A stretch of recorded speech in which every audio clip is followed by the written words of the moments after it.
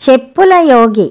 చంద్రసేనుడనే రాజు వద్ద భూషణుడనే విదూషకుడు ఉండేవాడు. వాడికి చమత్కారంతో పాటు పెద్దలను మెప్పించడం కూడా తెలుసు. ఒక రోజున చంద్రసేనుడికి వాడంటే విపరీతమైన అభిమానం పుట్టి, నాకు హాని కలిగించనిది, నీకు లాభించేది ఏం కోరుకున్నా ఇస్తాను, అడుగు అన్నాడు. భూషణుడు వినయంగా, ప్రభూ, విదూషకుడి జీవితం కత్తిమీద సాము వంటిది, కాబట్టి మీ వరాన్ని నాకు అవసరం అనిపించిన రోజున అడుగుతాను అన్నాడు. ఇందుకు రాజు సరేనన్నాడు. చంద్రసేనుడి ఒక్కగానొక్క కొడుకు రుద్రసేనుడు. అమిత గారాభం వల్ల చెడిపోతుంటే రాజు వాణ్ణి గురుకులానికి పంపించాడు. గురుకులంలో వాడి ప్రవర్తన తిన్నగా ఉండనప్పుడల్లా గురువు వాణ్ణి రాజధానికి పంపివేయడం జరుగుతుండేది. ఆ విధంగా రుద్రసేనుడు తరచుగానే రాజంతపురంలో కనబడేవాడు. ఒక రోజున చంద్రసేనుడు తన కుమారుడి గురించి భూషణుడి వద్ద దిగులు పడ్డాడు. యువరాజుకేం ప్రభు, తల్లిదండ్రుల మీది ప్రేమతో తరచుగా ఇంటికి వస్తూ కూడా గురుకులంలో శ్రద్ధగా చదువుకుంటున్నాడు కదా అన్నాడు భూషణుడు. అంతా అలాగే అనుకుంటున్నారు, కానీ అసలు సంగతి ఏమిటంటే గురుకులాధిపతికి వాడి సంగతి నచ్చగా శిక్షగా ఇంటికి పంపుతున్నాడు. వాడి ప్రవర్తన ఎలా బాగుపరచాలో మాకు తెలియకుండా ఉంది అన్నాడు చంద్రసేనుడు. అసలు విషయం ఇదా? అలాంటప్పుడు తమరు బాధపడే ప్రయోజనమేమిటి? ఇసుకలో నుంచి నూనెను తీయొచ్చు, ఎండమావిలో నీళ్లు తాగొచ్చు, కుందేటి కొమ్మును తేవచ్చు. మూర్ఖుడికి నచ్చ చెప్పడం మాత్రం అసాధ్యమని పెద్దలు చెప్పనే చెప్పారు అన్నాడు భూషణుడు. చంద్రసేనుడికి పట్టరాని కోపం వచ్చి, నా కొడుకును మూర్ఖుడంటావా? నిన్ను కారాగారంలో వేయిస్తాను అన్నాడు. భూషణుడు వెంటనే, ప్రభూ, నేను తప్పు చేశాను, మన్నించండి అన్నాడు. రాజు కోపం ఇంకా పెరిగి ససేమిరా అన్నాడు. అప్పుడు భూషణుడు రాజు తనకిచ్చిన మాట గుర్తుచేసి, మీకు హాని కలిగించనిది, నాకు లాభం కలిగించేది ఇప్పుడు కోరుకుంటాను. నా తప్పుకు శిక్షగా దేవాలయం ముందు కూర్చుని వచ్చేపోయేవారి చెప్పులు తుడుస్తాను, కానీ మీరు నన్ను శిక్షించినట్లు ఎవరికీ చెప్పకూడదు అన్నాడు.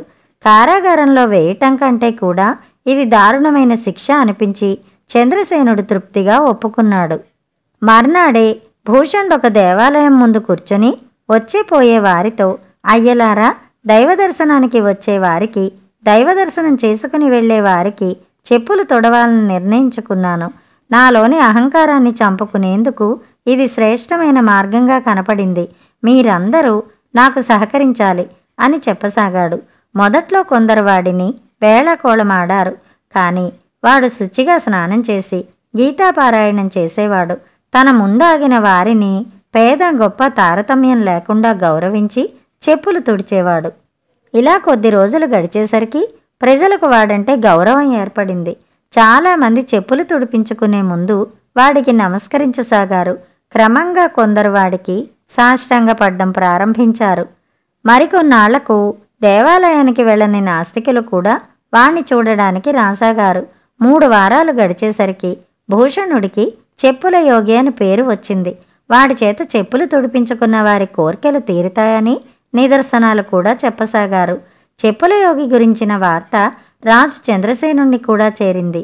ఆయన సపరివారంగా అక్కడికి వెళ్ళి భూషణుణ్ణి చూసి తెల్లబోయాడు. భూషణుడు రాజు చెప్పులు తుడిచాక చుట్టుపక్కల వారితో, అయ్యలారా, ఈ రోజుతో నా వ్రత సమాప్తి అయింది. మీ అందరి సహకారానికి కృతజ్ఞుణ్ణి. నా స్థానంలో మరెవరైనా కూర్చోదలిస్తే కూర్చోవచ్చు అన్నాడు.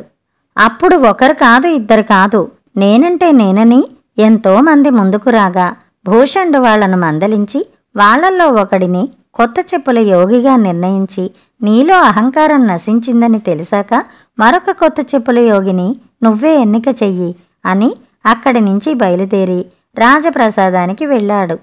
జరిగిందానికి చంద్రసేనుడు వింతపడుతూ, నా కోపం వచ్చి చెప్పులు తుడిచే శిక్ష పడింది నీకు, నువ్వు యోగి ఎలా అయ్యావు అని భూషణుణ్ణి అడిగాడు. భూషణుడు మందహాసం చేసి, ప్రభూ, ఋషి తలక్రిందులుగా వేలాడితే తపస్సు అయింది, దొంగ వేలాడితే శిక్ష అయింది. ఈ ప్రపంచంలో ప్రతి పనికి సందర్భ సమయాలను బట్టి మంచి చెడ్డలు మారుతుంటాయి.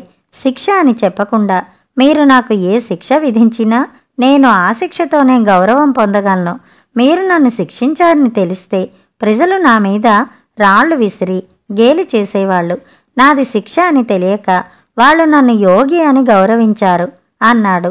నువ్విలాంటి కార్యానికి పూనుకోవడానికి తప్పక ఏదో కారణం ఉండి ఉంటుంది. ఇంతకు నువ్వు నాకేం చెప్పాలనుకుంటున్నావు అని అడిగాడు చంద్రసేనుడు.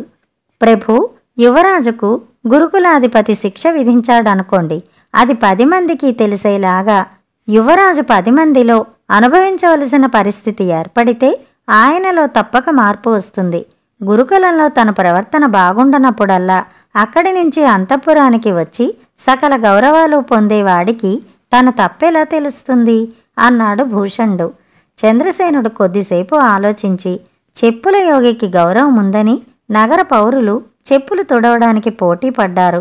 నువ్వు చెప్పింది నిజం. ఇక మీదట యువరాజు గురుకులంలో సాటి శిష్యుల మధ్యనే శిక్షించబడవలసిందిగా ఉత్తర్వు జారీ చేస్తాను అంటూ భూషణుడికి వెళ్ళలేని కానుకలిచ్చి సత్కరించాడు.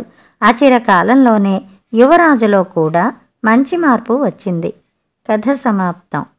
కథ కంచికి, మనం ఇంటికి.